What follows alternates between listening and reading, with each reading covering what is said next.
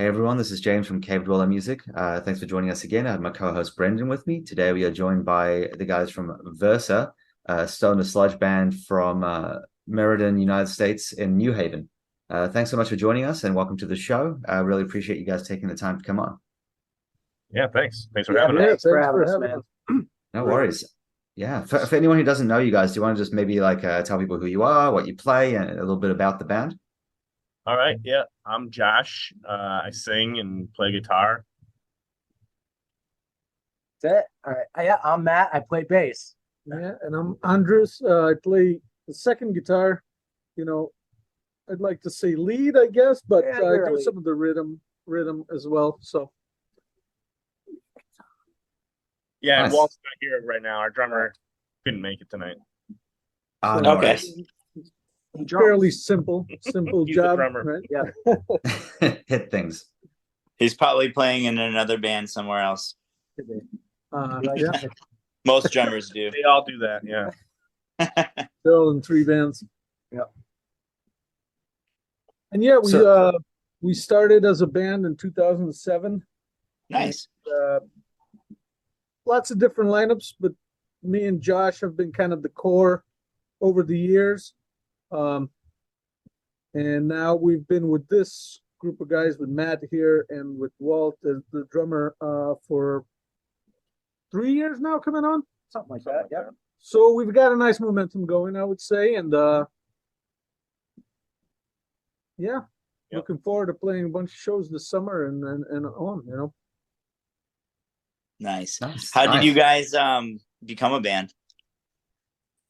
So basically, it was me, Josh, and a friend of mine, and we were the initial, members or whatever. We were just kind of hanging out in the woods one day trying to come up with band names, and I think he said like vice versa or something like that. And then I was like, what about Versa? Because I had just learned about the staph infection. So Versa, VRSA, is a acronym for a staph infection that's grown. I was like, can I'm Josh do immune. biology?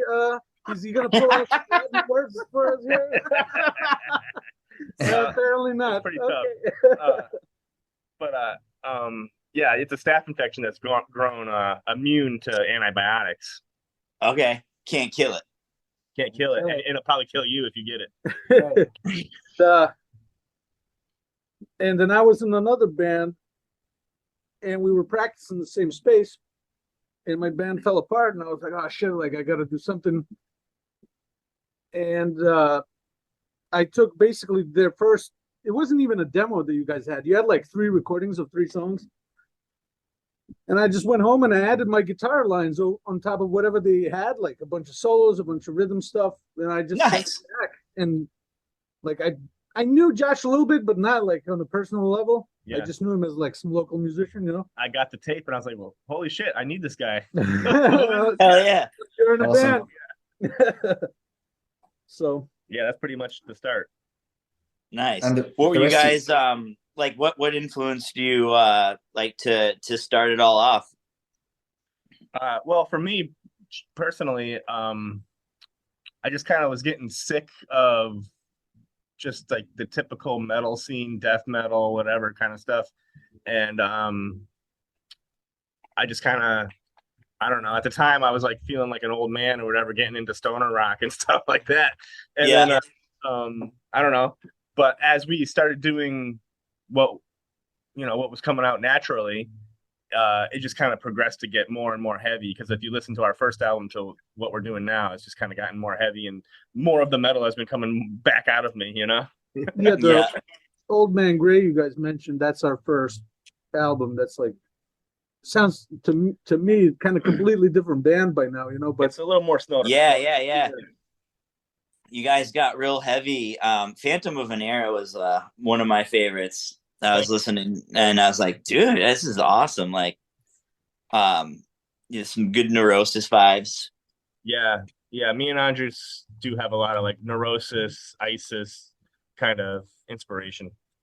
Yeah, it's good. It's really nice. It's I hear what you're saying about like you're like, oh, this crazy death metal and this and that, like Right. going around and trying to like break out of that. And, some like froggy kind of sludge is like, I don't know. It's fucking cool.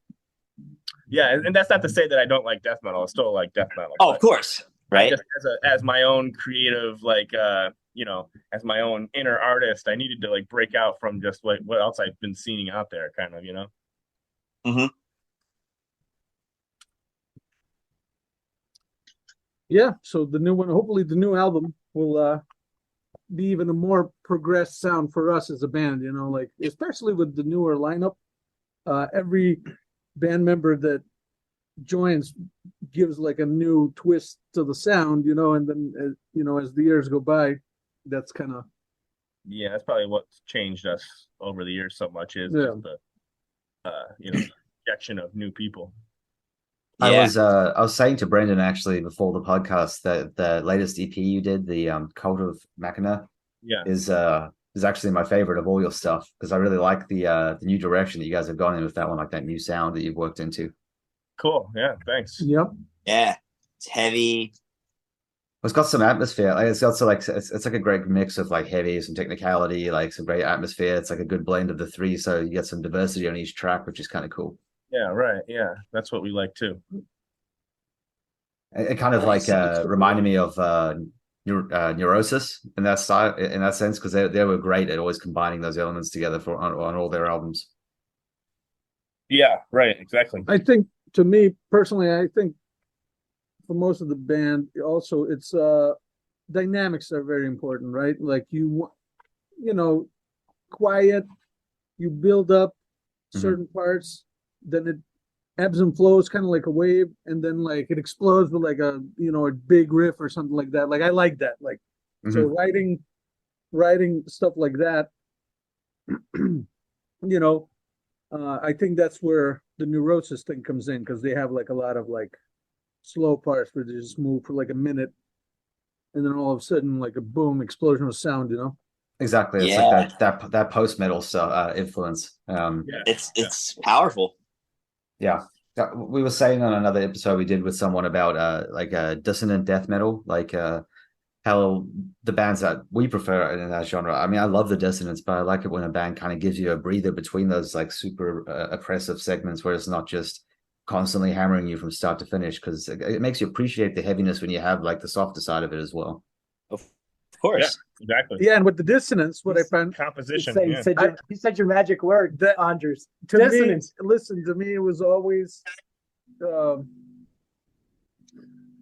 like a theory, but like I guess a theory, whatever that I have, is that like with dissonance, when it finally resolves itself and it goes into some either a nice melody or the right kind of chord that hits it just the right way, that extra dissonance before that really makes it that much better. You know what I mean? Definitely. I agree. You need, I agree, because like when you said if it's all dissonance, then yeah, it gets old after a while. it does. You feel like drained, like worn down by like, oh, I need a break from this. Yeah, it needs to resolve itself at some point. Exactly. Right. I think like the ability to actually like weave those like sort of influences into the song kind of shows more strength of the songwriter, in my opinion, as well. Yeah. Yeah, right. Like you're playing that guitar, man. Make that freaking thing melt my face. Yeah. That's the plan. Hell yeah. So how long is the new album gonna be? We got 6 tracks. I don't know exactly the minute length. We know the longest one is over 9 minutes, so Yeah. Hell yeah. Gonna be close to That's 40 my style. Yeah. Probably Yeah, roughly more like 50 minutes or so. Yeah. Yeah. Awesome. Long songs. yeah, around I 50. think the shortest song is like 5.5, 6 minutes. So Yeah. nice. I like that. upwards to 9 minutes is the 9 longest 9 song. minutes. Yeah. The epic. Right. Hell yeah. Yeah, we set out to write an epic song, and Yeah. At the That's- last Doom Fest. I think that's what we did. we were at the last Doom Fest. We were like, we need an epic. Is it going to be sort of in the same style as that last EP, like that sort of sound as well? Or is it going to be developed further than that, like something different to that? Yeah, I think it's kind of like a cross between Phantom of an Era and Cult of Machina. So our last 2 cross between those two, I guess, Nice. That's good. Yeah, that's going to be awesome. I like that. Yeah. Yeah, the So- audience will be the judge, right? Like we, but I think we're all like 100% behind the cell. Everyone just Nice. loves, so It's Have you taken a while have you because, guys settled on a name for the album, or is that top secret? I don't know. Is it top secret? well, do we have a name and then we can Yeah, decide right. if it's top secret? No, what I- Josh wants. to Yeah, call I it. have an idea for it, but I don't know if we've all really settled on it. So maybe we don't say right now. Yeah, All right, we still haven't decided. I guess. Right. gotcha. Do you guys have an artist lined up for your cover and stuff? Yes, we do. A guy that actually we know from the same building that we practice in does visual art, and it's like I can't really. I mean, it's like a mix between like pencil and ink stuff, and then it's also like watercolor stuff, and then Oh, yeah. it's just kind of trippy shit. So we're into that. We What's the artist name? we Michael. I can't remember his last while name. he's looking it up, Yeah. we definitely though decided that we're not using any of those AI generators, even though some of those look cool. Like I don't know, it just something's off with the. I did a ton of them just for ideas. Yeah. Which they're really great for. Yeah. Just to kind of, you have an idea in your head, you throw a bunch of words and adjectives out, and it comes back, and you're like, "Wow, that looks cool." I don't want to use it, but Yep. it inspires you. Yeah. It Yeah. gives you a little bit Right. more. I really like the stuff that the AI shit does, but I don't want to contribute to the downfall of human art. like- Civilization. You could just do the same thing and just give it to a human artist, and then see what they come up with, and then like Yeah. compromise like with that. Be like, no, well, maybe I was thinking more of this and that. Like Right. The other thing is like you don't own the rights to that AI stuff, which is like it could become complicated at some point in the That's future. another thing. Yeah, there's been lawsuits already about that stuff. So. Yeah, exactly. fuck that. So yeah, it's Michael Miglietta. Okay, Doing our art. nice. Yeah, we're trying to keep it all kind of in-house and local. Yeah, that it's- is- it's that's pretty recorded cool. in this building. Yeah, we recorded The it artwork's ourselves. in this building. Yep. Our photographs will be done in this building. Yeah, Hopefully, we got a video will be photographer that's done out of the same building. Yeah. by just all Nice. artists in our same collective that we have here. That's cool. I like that. Yeah. Yeah, Want to keep it local. We all support that's each other. definitely sweet. So you guys talking about like where you're recording now, or your studio, or Yes. Yeah. So where we're at right now is in our studio, and that's where we're recording this album. Yeah. Doing Nice. it all And- do you share that space with other local artists? Not in our actual room, but yeah, this is in the bigger building. There's like a whole hallway full of like bands and photographers, artists. Afghan Hayes is actually one of the bands Afghan that Hayes. practices. Yeah, we know in the you same guys building. know Afghan Hayes. Yeah, Nice. yeah, Yeah. They may have actually called us from there. Didn't they call us from a studio space? Yeah, I think last time that I heard you guys or whatever was them down the hallway. I think I walked into the room actually. Yes, during that's your what it was. Yes, Yeah. you did. Yeah. yeah. There That's was so funny. many. There was a lot going on because we had Yeah, that's a little Afghan hectic. Hayes, and we had when the Deadbolt breaks on Yes. at the same time, and it got a little chaotic. So I think in the It future did. we probably won't do two bands at the same time again. Yeah. But yeah. That was a fun night. That's kind of like the environment around here. People just walking into other people's rooms all the time, All the and, time. hanging out and Yep. whatever. That's awesome. One big happy family. Yeah. Is that are you guys gonna like do any kind of cool collaborations with all of the neighbors? I've always wanted to, and we've all kind of like mentioned it over the years, but nothing's come, like more solidified. But we will do that. It's got to happen for Yeah, sure. that definitely has to happen at some point. Yeah. Yeah, do like a split album with or something like that too. Yeah. Like an Afghan Versa. Yeah. Oh. Yeah.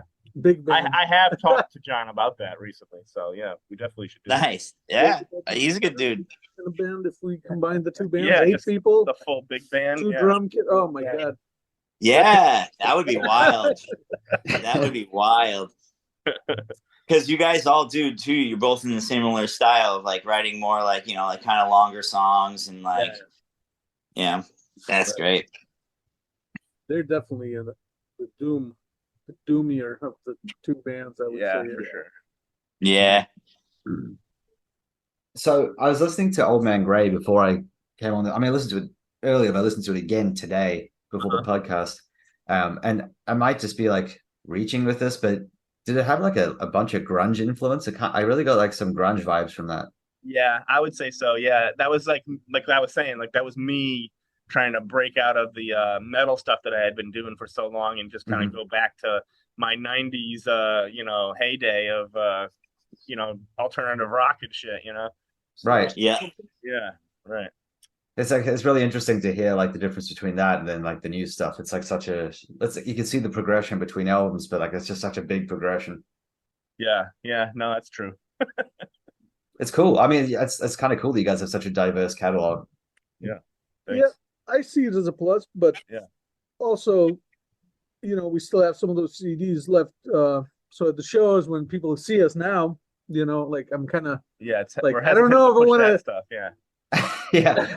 Is this the same band? We'll Selling expect them. Right. That is gonna be on the And that's our merch merch table. guy. Yeah, so It's for the collectors. Yeah. Right. You got to have them all. Yeah. That's the way I look at it. I'm like, It's that's so not what we rare. sound though anymore, but it's still our CD. It's rare. You can't get it anywhere. I mean, it's not as like much of a change as bands like Ulva or like Samael. Like they went from black metal into like pop, electronic pop and stuff, and like their fan base stuck with them. They're like one of the few bands where the fan base was like, yeah, this is cool. Yeah, I'm all for it. Right. Metal usually are the strictest fan base for sure. Exactly. Yeah. Well, we were kind of talking about that earlier. Like James and I, like about bands kind of like changing sound. Like, do you change the name or do you just change the sound? Like, remember, like, I don't know if you're familiar with Cave In, but they had those like first two albums that were just brutal, and then after that, it was like this like kind of like real like soft rock kind of vibe, and like you're just like, wait a minute, what? Like, is it's the same band, but like I don't know, like should have they changed the name or like do they just do what they did and just keep going? Yeah, I mean, I kind of am very inspired by them. Me and Andres have been both very inspired by them over the years, and I like that they have done that. So I guess maybe that's part of what fuels us also. It's part of growing as a band. Yeah, right. And they did definitely get heavy again, later on. So well, of course, no, they did. Their last album's amazing. It is. Yeah, we're about to go see them in a couple weeks. Oh, nice. Yeah, nice. At the ball at Space Ball. Yes, they're playing. I think the same night I'm doing a different show. Right, that's in they're playing on the 31st, or that seems right, I think. Yeah, I'm going to go see Earth Crisis and One King Down in Boston. Cool. I think it's going to be a fucking awesome night. It's going to be like my teenager years lived over again. It's going to be great. Yeah, I listened to Earth Crisis for a little while in the 90s. Yeah, they're doing a like a 30-year anniversary of I think it's Firestorm. Yeah, I saw that. Yeah. So I was just like, oh man, and like One King Down's no slouch. So I was like, this will be great. I got to go see that. Fair enough. Yeah. So you're saying before the show that you're sort of looking into the whole world of marketing, PR, and stuff in music. I mean, that's a whole sort of different world to the music. Like making the music itself has become such an important thing with social media. Yeah. That it's like there's 50% your music that gets you there and 50% selling yourself. Right.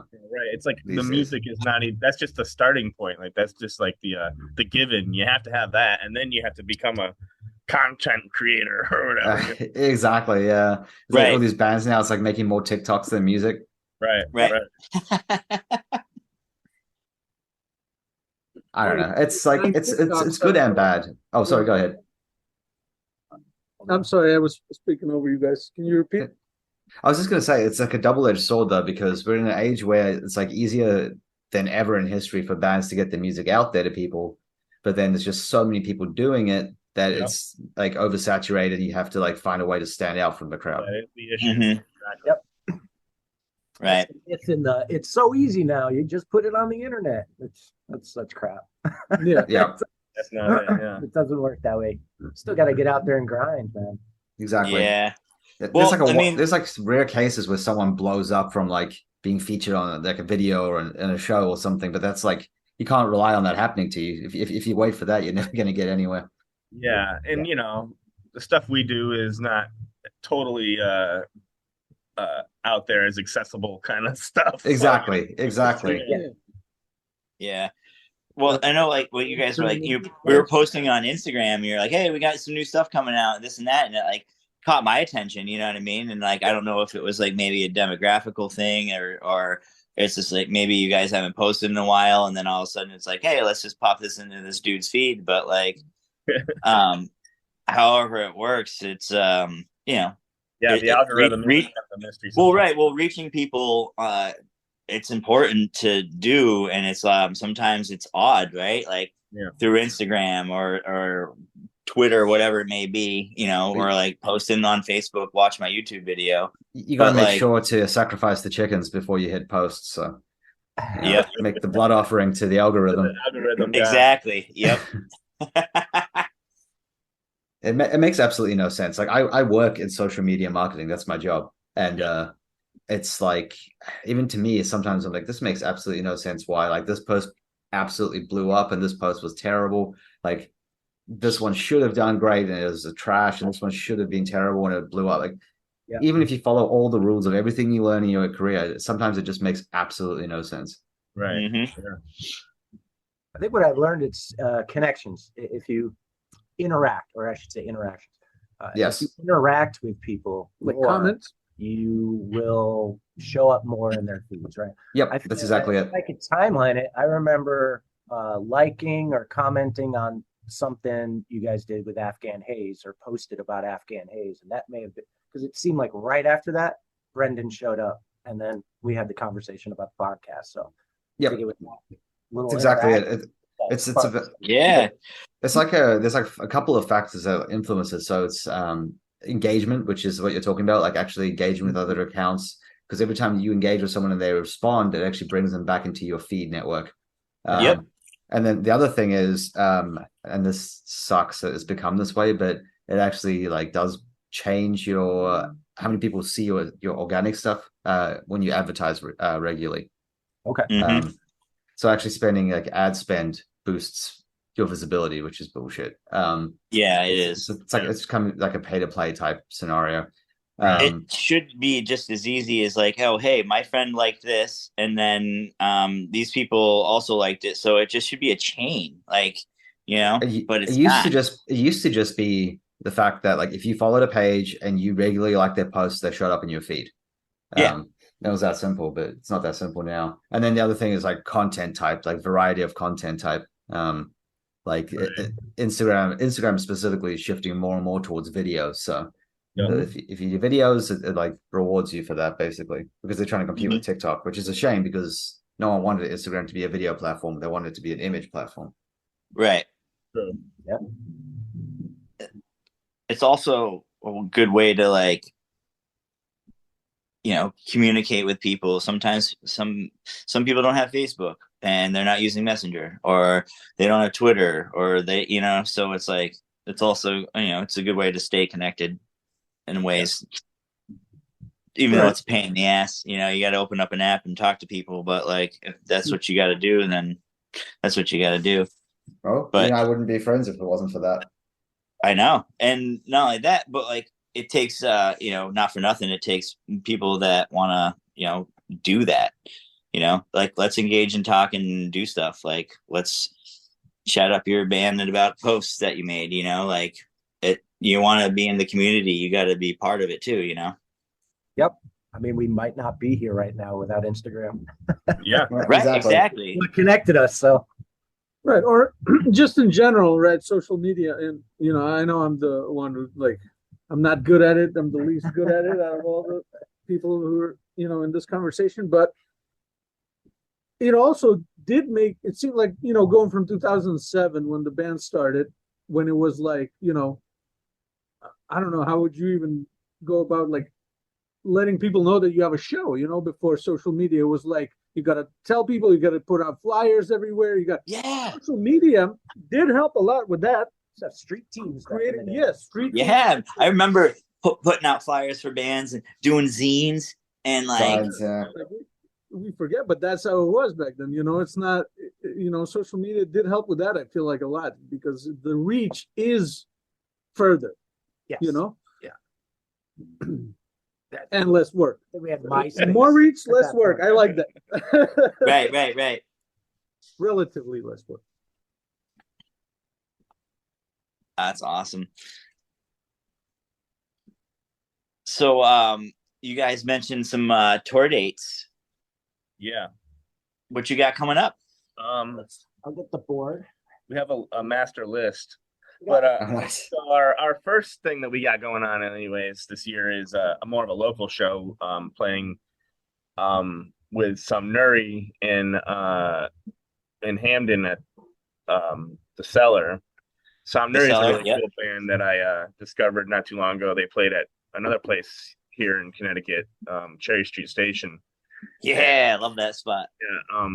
Yeah, they just blew me away when I saw them, so I was very excited to be able to get that gig with them.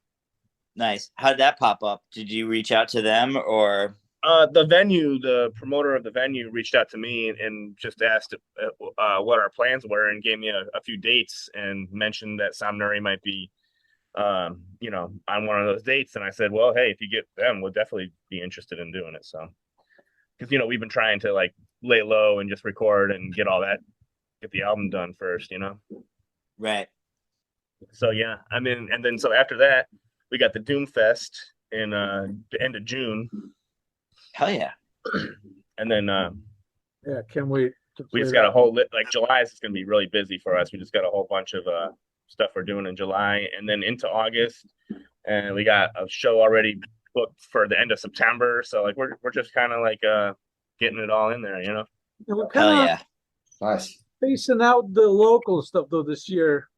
So because last year or so we kind of like just focused more on local shows. Yeah, I mentioned Cherry Street. I mean, that's like our hometown. That's our base. Yeah. Cherry Street probably collectively hundreds of times. In so many different bands. A lot of times. But it's home. But yeah, we'll be hitting up Maine, New York, Vermont, Massachusetts, nice. Pennsylvania. Pennsylvania, Maryland. So we're getting all the spots, Oh yeah. Where in Vermont are you guys going? So we haven't nailed down a venue actually for that date, but it's going to be on the same run that we're actually playing in Maine at the Herd Flock, which is like a festival they have out there in the woods. We've played before, which is really fun. So yeah, I'm trying to get a spot. Hopefully, maybe somewhere in Brattleboro is the plan. So, fuck yeah, that's my hometown. Oh yeah. All right. So if you have any connections in that town, let me know. I don't. As far as music wise goes, I don't really know. We'd love to play at the Stone Church. That place is. That's what I was about to say. Is like the Stone Church is the place to go. That's the spot. Right. Caven's actually playing there, or just played there. They're coming up soon, and then there's some pretty cool bands out that way. Barishi's from Vermont. Yeah, they are cool. I like them. Yeah, I actually last time they played live that I saw was at Cherry Street. I was gonna say, okay, yeah. I think Barishi's actually Come to Grief was there. That was a good night. That was an awesome night. What was the other band you just mentioned? Come to Grief. Oh, Come to Grief. Yeah. Yeah, they were there that night. We played with them at the I Hate God show. Yeah. The Squealer. Hell yeah. Yeah, it was us, the Squealer Grind, Come to Grief, and I Hate God. That was pretty awesome. Infinity. Where was that one? And too. That was at Cherry Street also. Cherry Street. Oh, hell yeah. Yeah. Awesome. That was one of the bigger shows lately. That we played. Yeah. Nice. Did you see that? Bat was yeah. Right. Yeah, there was a lot of That's shows. definitely sick. 6 bands. Yeah, the Doom Fest will be awesome for you guys. Yeah. This will be our third time playing it, so we're psyched to be coming back to it. Hell yeah. That's awesome. Yeah, it's always a big lineup. There's a couple other bands. I want to say I think Minerva's playing there. I could be wrong on that. I met them at the New England Stoner Doom Fest over at where was that? It just closed down. I want to say Altones, but it changed its name to something else. What was it after Altones? Yeah, it was Altones, I think. There's like a little like pub right in front of it, and then you go like behind that little like alleyway. Doom and Brews or something? Yeah, something like that. Yeah. Yeah, Dwayne, he puts that on, or was putting that on. Yeah, he does a lot of good work. Yeah. That's cool. Yeah, it's wild. Like, well, what's your favorite spot besides Cherry Street Station? Where's your other favorite spot to go play? I don't know. I mean, I'll say like I don't know about favorite overall, but we had a really great time in Harrisburg a couple Halloweens ago. We played it was Mischief Night, I think, that we played there, and it was just the venue was cool. We had a good night, good show, or whatever. JV Love Draft. Yeah. But like the whole streets like that night were like totally crazy, like just full of people like having a good time. It was a good time. Yeah, we had to double park in the middle of the road while this street is full of people trying to get our equipment to the crowd, and it was luckily no one tried to steal our gear, but we were okay. We were having like a bar crawl costume contest. Yep. Just random people with crazy costumes kept coming into the show and leaving. in and out. They just have a shot and go to the next bar. Yep. Yeah. People were like twerking in the middle of the road. All that. Awesome. It was a wild night. Have you guys played at the Beer X? We haven't played there yet. I have been there for a few shows. I have talked to the guy that books the shows there, and we are interested in doing that. So it'll definitely happen. Nice. Yeah, I just saw All Out War there not too long ago. Cool. Yeah, that was a good night, good time. Yeah, it's a cool little spot. Yeah, I like how it's progressed. It's like started off just on the floor, and now they got it all kind of like with a stage and everything nice there. So yeah. I haven't seen a stage yet. Anytime I've been there, I mean, that was like I would say like last month I was there. Yeah. I mean, I don't know if it's like a permanent stage, but it's like they make it with like pallets and stuff, I think. Gotcha. Yeah. They might not. I mean, those things come and go. They're a brewery, Right. So, yeah, that's cool. I mean, it's like with a hardcore show, like, I mean, like those guys were just like out in the middle of the floor with everybody else. So, sure. That's fun. Yeah.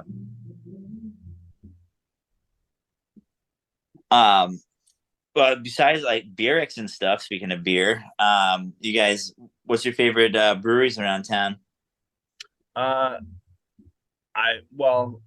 Nebco, New England Brewery, is definitely been a long time favorite, but that's like the standard. Yeah, right? I mean, Counterweight is actually awesome, really, really good too. So yeah, Sea Hag is my go-to beer for sure. Yeah, I was gonna say there's a long time I had Sea Hag in the fridge for a while.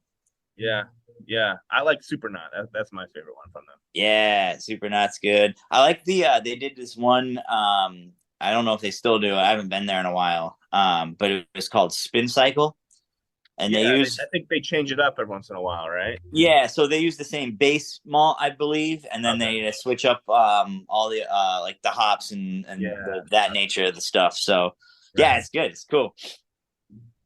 Yeah, we're pretty big fans of beer. I mean, I don't drink. Well, that's okay. What's your favorite like what you eat? Do you eat? Yeah. He probably does. He probably does. He doesn't eat. I just who knows what's happening with but you guys eat. Yeah, no, you guys eat. What I'm saying is, what's your favorite place to eat around New Haven? I love going to Long Wharf for the tacos. Yeah, okay. Is that a truck or a restaurant? Well, yeah, there's like a huge selection of different food trucks down there. Like, I don't know if you've ever driven down 95 towards, like, headed towards New York or whatever. There's like CCR. all those food trucks by the by the river right there. Yeah, the little gastro park. Yeah, right.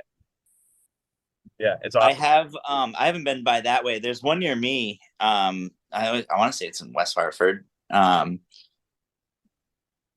pretty cool. They have a bunch of stuff, rotating trucks all the time. Yeah.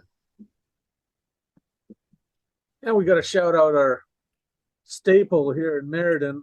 We've had the same spot for practice since the band's inception, or if is that the right word. But and right across the street, there's a nice little pizza spot, Uptown Pizza in Meriden. All right, solid. Anything you get from there, for years. Yeah, fucking consistently solid. So that's my shout out.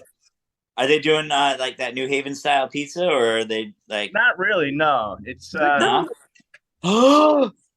it's not. Yeah, I can't say it's not New Haven because it's not like the charred bits on it. You know what I mean? It's Okay. All right.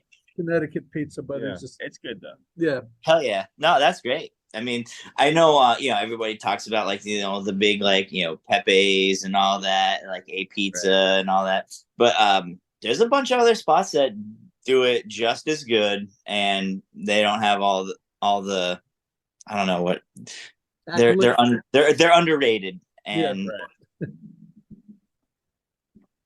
yeah, there's a place here in Meriden called Little Rendezvous that it's been around forever, and people like line up to get their pizza, and you have to call and way in advance to order and shit.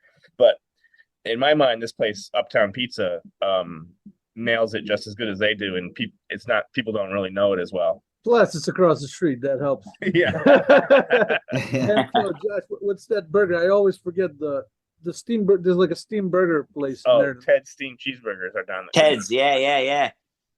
What was the? I always confused them and the other place that was like the first place that made a hamburger, and that was from Connecticut. Louis Lunch in New Haven. Louis, yeah. That was the first hamburger ever.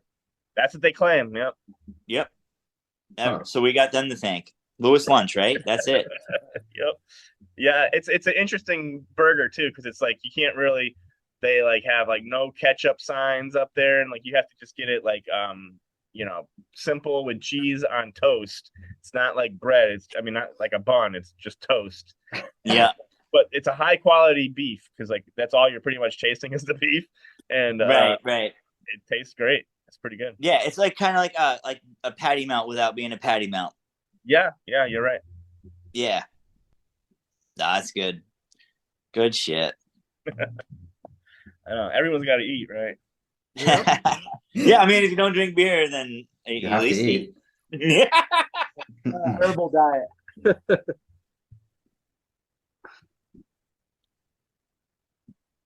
Brendan, do you have any more state-based questions? Well, we got venues. We did that. Yeah, we're good. All right. So I'll ask you guys then. I know Brendan has a bunch of those questions lined up, so I was going to let him get those out of the way. But what have you guys been listening to so far this year? Has anything kind of stood out to you? Yeah. Well, I guess this year kind of not really so far yet. Okay. Well, what about last year? Well, yeah. So right, but so it'd be more like last year. Last year, I got really turned on to Turnstile. Their okay, yeah. On album. That was really cool. And then we mentioned the new Cave-In album. Yeah, that's really great. Nice. Also, Josh got me to listen to Elder's last album. I thought was really, really good. Very good. Progressive sounding. Yes. Very good. Beautiful album. More progressive. Yep. Yes. Yep. It didn't sound like the one before it that they released. I felt was like, I hate to say it, but it kind of reminded me of like Third Eye Blind or something. Oh shit! Oh, the one. That's rough. That's pretty harsh. They went. I didn't. And that band, everything they've done is amazing. They do really good work, man. But I felt like that. I don't know. That's just an opinion, and that's it. Everyone's entitled. Yep. And then it's probably not last year, but I did really like the whatever the latest Mastodon album was, Harsh and Grim, and the first Yeah. that it was really good. The second part hit or miss, but the first 5 or 6 songs in that album are just amazing. Which one's that? Let me have a look. I want to see if I listened to that one or not. It's good. It is good. It's called. Some people, Oh yeah, I Hushed think, and were kind of Grim. hating on it. Yeah, no, you're right. I did listen to that one. That one was good, and you're right. The first half is definitely stronger than the second. Yeah. I Because they think that started was with why the people were country hating on it, because they were language. like, "What? I don't know." I mean, it was a 15-track album with like an hour and a half of playtime. It's not all going to be. Of course. They just had the extra time on their hands with being locked down with COVID. Right. So they Right. just churned out some extra stuff that they were kind of having fun with. I mean, that's kind of how a lot of stuff happens, you know? Like when you have all that free time and you're able to just be creative and do what you want and everything's taken care of. Like, look how much stuff came out of that. Yeah. I started a new band during that time period. Yeah. We started all this stuff too, you know? It's crazy. Cool. Lockdown made everyone pretty productive. Mm-hmm. It was either that or like, I don't know. Like you can only do so much, watch so much TV and like, Yeah. you know what I mean? Like, I have seen all of Netflix. Yeah. right. You Like, can only make so many puzzles, you know? Yeah. yeah. Or like places like, it's just wild. Yeah, exactly. Like you gotta like do something. So it's like that's what people do. They like if they get bored, they create. Exactly. That's what we say this all the time on the podcast, but it's like kind of the golden age of underground music since COVID happened. There's just so much quality stuff that came out, and it's just continuing to come out. And like every year, it's just like oh, that's probably going to slow down. It hasn't slowed down. No, Yeah. I mean, before COVID, all I heard was rock was dead. Yep. Yeah. Always saying that. Then it kind of died. We're starting to defy that. I think so. I think like I think it's going to make a comeback as well in like more popular media stuff because I definitely think that like trends are cyclical, and I think that I don't think hip hop's going away, but I don't think that hip hop's going to be the dominant mainstream genre forever. Because if you look at the history of music, it just doesn't work that way. Yeah, right. Yeah, and live music will always fill a niche, you know, like even hip hop, like they're playing live, like massive shows. So it's, you know, it's just a different genre, but it's still live. And then metal and rock and whatever can always, you know, come back to popularity. So exactly, and it's like grunge kind of brought like an end to the hair metal thing in the 90s, and then it shifted from that to like pop punk, and then pop punk became more like indie stuff, and then it became hip hop. It just constantly shifts and changes. Yep. the only stuff that I'm not biggest fan of when I look at like, you know, like a top 10 list of the albums of the year or something, and it's all like a lot of that folky singer-songwriter stuff. Oh yeah. I'm kind of done with it personally. Yeah, I've heard it referred to as stomp clap music. Yeah, Yeah. right. Yeah, that's Stomp stuff. clap. Yeah, it's like Stomp, clap, shout, you know. Yeah. I liked it when it was, you know, White Stripes, maybe, you know, the early stuff, but yeah, for a while it's like, oh, all right. not Moving like on. the like that Mumford and Sons sound. I can't stand that. I can't stand that band, dude. I hate that band so much. It's so boring. It's so yeah. It's so boring. It's like Boring's the nicest thing you've said about it. it's true. Sorry, guys. I brought negativity to the podcast. No, it's okay. It's okay. As long as it's directed toward Mumford and Sons, okay. If it stays in that realm. Yeah. Okay. So we're kind of coming up on the time here. So I do have a question for you guys. You can each answer if you want to. You don't all have to. It's up to you. If you were stuck on a desert island and you could each only have 3 CDs to listen to, what would those? Oh, well, actually, I'll rephrase that slightly. If you're stuck on a desert island with a solar-powered Discman, so in this case, it won't run out of battery, and you had 3 CDs to listen to, what would those 3 CDs be? I would definitely bring a Dax Riggs album. Nice. Probably a Mastodon album. Do I have to be that specific on which album? No, you don't have to. You can leave it that vague if you want to. And then You'll be able to pick right as if your plane is about to leave. You're like, that's what do I pick? yeah, I don't know. Those are the two ones that popped in my head right away. Well, how about you guys? Yeah, Go ahead. No, You get one more if you want. He's trying to think. I wonder if we all agree on Mastodon. Yeah, we probably would all agree on Mastodon. At least one Mastodon. We all need a album Mastodon. Okay. You could probably get all of them between you. Well, not all. Yeah. Each choose one Mastodon CD. There you go. We're not that big of a Mastodon fan. I would say Queens of the Stone Age songs for the deaf for sure. It would be one of them. Classic.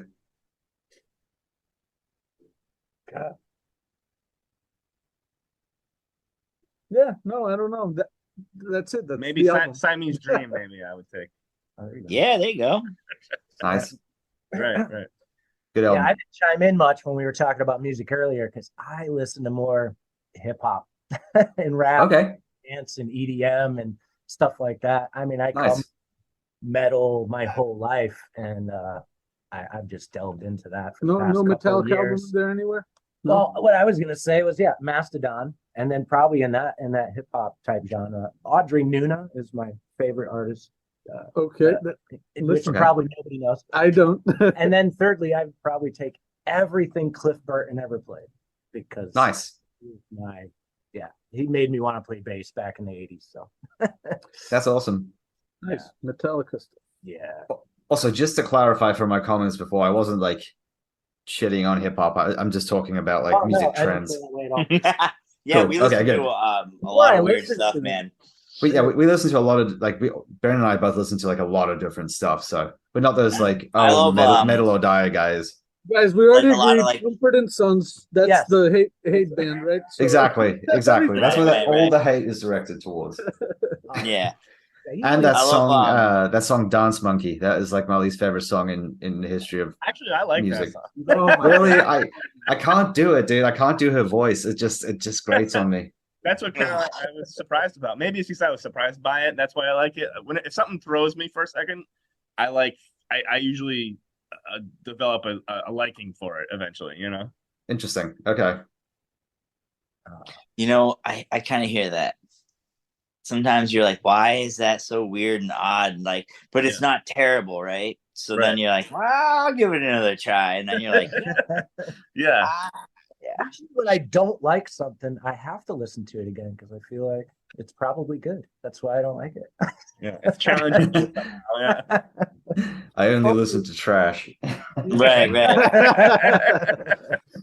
Well, I was gonna say too, like on the hip hop front and stuff, like I loved like the 2000s, like up to like maybe like 2015-ish, like 90s to that 2015, you know, that hip hop era of like, you know, like Definitive Jux and stuff. What's the album? Cannibal Ox. I really liked from that era. Yeah. Cannibal Ox, like Aesop Rock, or like, you know, there was just so many. Oh man, I know the exact stuff you're a few talking of the about, names yeah. right now, but like there was so many cool, like there was some good stuff, man. When I listen to it, I hear the rock. Mr. Lift, that was a big one. I hear all the same types of beats and transitions and dynamics that I find in rock and metal all the same. Might sound different, but it's the way they build their songs are very similar. Yeah, you know who was really good at that was the Living Legends. I don't think They're I've out of heard- California. Okay. If you're not familiar, check them out. Awesome stuff. The Grouch was a big one. Eli and the Grouch. For me, I'm all about boom bap. heard it. That's my jam.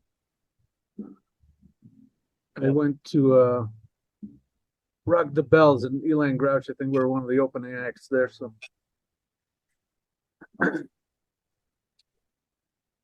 If I reach for metal, I'll usually go somewhere local. So Afghan Haze, Como, Nice. Grizzlor, Actually, Yeah, right. North you're Star, the Mo- Wanderer. Most of the live shows that I've seen in the Infinity last Red- few years yeah. are local bands, really, when you think about it. Most of the metal I listen to are local bands. Yeah, buddy. That's awesome. I hear that though. It's all about like the local stuff. Like I love that. Like that's in our area. You're like, wow, they're doing that. Cool. They're our neighbors. Might as well shake hands and say what's up, you know?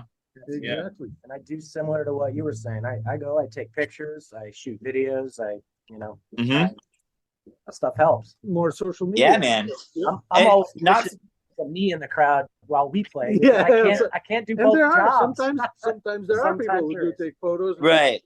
And Awesome. like for me, I like to have it recorded. I'm like, I want to just listen to this later.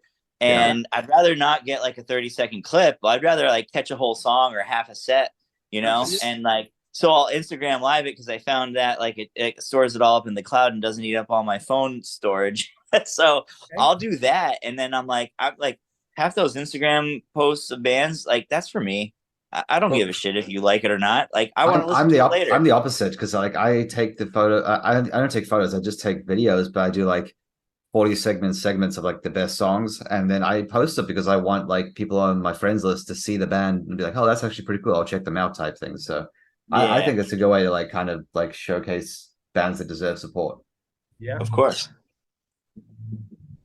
But I agree. Like I understand why some bands like, dude, people are on their phones the whole time. Like I don't know why you would go to a show and spend your entire, because you see those people that are like filming the whole show and like, dude, you didn't even catch any of it. So that like, is the hard part, right? The balance between experiencing and enjoying the show and capturing the show. It's two different things. Exactly. Right. Because I'll hold my phone out and headbang through the whole show and like not even look at my phone. Every once in a while, as my head's coming up, I'll get a peep. Be like, all right, I'm still in frame. Okay, so you don't actually look at the big screen. That's good. Kind of like what I do. Yeah, I'll try that's good. And like, or I'll just like post up shop next to like something and just like hold it still, and then I can like just watch them and like the phone's just still, you know. Yeah. I normally do like 40-second clips of like maybe 4 different songs per band, and then the rest of the time I'm like just watching the show, and then I'll just pick which ones I like the most and post those at the end of the night. Yeah. Well, you're better than me, James. It's not about that, Brendan. It's not a competition. No, just kidding. Yeah, I hear that though. But for me, like, I want to, like, I'll pop on my videos and like listen to them all through, you know, and it's awesome. I'm like, sweet. But that was a great time. Then you get those old dudes that came up like you've been playing music since like the 80s, and they obviously it was like a different time before phones existed and stuff, and they always like bitching on social media, like just like old man screams at cloud type thing. It's like, oh, just posting about like, don't bring your phones out at my show and stuff. I'm like, dude, it's not the 80s animour. It's like it's not gonna happen. Right. But you know, too, like Thao was like, hey, like we played live shows, and then everybody's like, they're not staring at the phone, but they're not even like moving around. They're just staring at us like fucking sheep, you know. It's like, do something, move around, like let's go. I sometimes have like mixed feelings on that though, because like sometimes if it's depending on the show, like I don't want to move around. I just want to enjoy the music, and then sometimes I do want to move around. Right. Yeah, personally, I'm not one to like dance around or nothing, but I do appreciate it when other people are. Yeah. I know you pop dance at metal shows. I don't care. When I'm on stage playing, I don't even look. I'll do that with you. Let's go. Right. We'll do the shopping cart. Let's go. I don't even look at the crowd when I play when I'm on stage, but as long as they don't leave to like get a beer or smoke, like I'm good. Whatever. If they're standing around or dancing or mosh pitting, I don't care. Just, you know, as long as they're not leaving. Yeah. Right. Hell yeah. They paid money to be there. They're there listening to the music. It's all good. Yep. Anyway, we have just come up on time. So I have one more question for you guys. If people want to buy your music, listen to your music, or follow you on social media, where would they do that? Yeah, we're on Bandcamp. Bandcamp would be the main one. Yeah, right. But, you know, we're on Spotify. We're on Apple Music. We're on Amazon, whatever. All those. Yeah. Deezer. And then the best way to find us is like Google Versa Band, because you're going to get confused with the staph infection if you don't put the band part in there. Instagram or Facebook. Yeah, we're on That's all where that. we're probably most active with social media. For sure. We don't have a TikTok yet. Yeah, I don't know. Gotta get content I'm creating. not really Gotta do some for it hip hop either. dances to our music and put them on TikTok, man. That's Is that what you're supposed to do? Yeah, I have a feeling we're gonna blow up soon. Do the Macarena or something. Yeah. Gotta get featured in the next season of Stranger Things. But yeah, find us, please. Awesome. Well, thank you so much for coming on the show. Appreciate you guys taking the time. And obviously, you have a new album coming out. So maybe after that releases, we can get you back on to talk about it. Yeah, we would love to. Absolutely. Awesome. This was actually a lot of fun. Yeah.